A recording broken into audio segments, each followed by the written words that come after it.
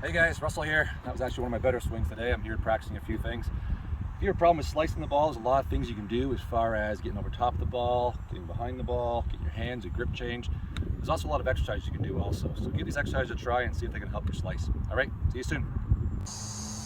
When it comes to slices, there's two main reasons people slice. One of the reasons is often because with a swing, we tend to have a too steep of a backswing as opposed to getting some rotation. There's two ways of trying to fix that. One thing to do is stretch up the chest a little better. You find a spot somewhere in the house, a doorway or something. One leg forward, one leg back. You can try to get a chest stretched right to the front of the chest through here. You're going to hold there for about 30 seconds.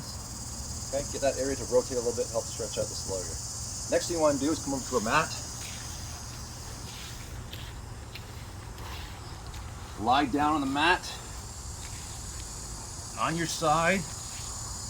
Hands together, feet together. What I want you to do is keep your eyes on your fingers of your hand. And what you're going to do is you're going to rotate up towards the sky. Keep your eyes on your hand. As you rotate back, keep your legs together. Hold that position for about 3 or 4 seconds. And then come back. This will help your rotation of your thoracic spine, which will help increase some rotation and then maybe help with that downswing. Okay, you can do this on both sides about 10 to 15 times. Try those two. Check out tomorrow. We're going to talk about some more ways to fix that slice. Thanks.